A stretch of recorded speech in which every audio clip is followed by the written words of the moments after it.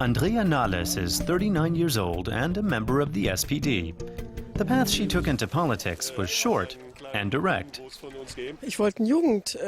I wanted to set up a youth club in my village. That wasn't a huge goal, but it was something concrete. I went to the municipal council, but they weren't cooperative. That made me angry, so I talked with other young people, and that's how it happened. People often get involved in politics because they want change. In order to bring about change, you have to know how things work. In this case, it's the day-to-day operations and conditions in a workshop for the disabled. Nahles takes an active interest in what's going on. She listens and asks questions. She gets on well with all kinds of people. Nahles specializes in employment policy. But she's had to expand her horizons after joining the SPD election team as the proposed Minister for Education and Integration. She's looking for similarities in the two fields in order to remain credible. Her schedule is busy at the moment, but Nahles gives the impression she's fully tuned in and learning something from the visit. I think election campaigns are a sort of high season when you meet a lot of people and gain a lot of impressions. People are often happy when you pay attention to them, when you visit them. And that's especially true when dealing with handicapped people, this unreserved joy. They show what they feel. That goes for Andrea Nahles as well, especially when she's having fun. She has a genuine, natural air about her. For a politician, she's remarkably candid while still keeping up her guard. Nahles knows the business of politics and its pitfalls. I think I can approach people and win their support for projects. Looking back, I can say I always work well as part of a team.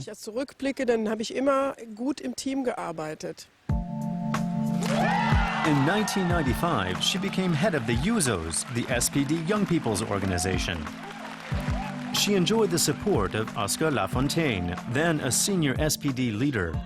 Nahles entered parliament in the 1998 elections, quickly earning a reputation as a leftist politician. In 2005, her challenge led to the resignation of SPD chairman Franz Munterfering, with some accusing her of regicide. That didn't hurt her career, though. In 2008, she was elected deputy SPD leader. And she's now found her way onto the list of potential cabinet ministers following this year's general elections. In the SPD, there's no way around Andrea Nahles at the moment. Nahles has said she wants to be a housewife or chancellor. Angela Merkel shows women can do a good job, which will help better women do an even better job. Nahles has a large network of contacts in the party. She stays in touch with old colleagues, like Bonn Municipal Councillor Wilfried Klein. She says that gives her a sense of what's going on at the grassroots level. She says she's not discouraged by the SPD's current poor opinion poll ratings.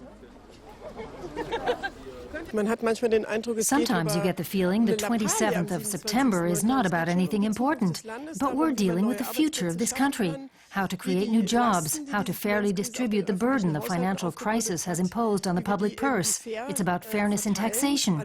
These are all points which need to be focused on. A photo op at some summit, or the current mood of Frank-Walter Steinmeier, these are not relevant issues.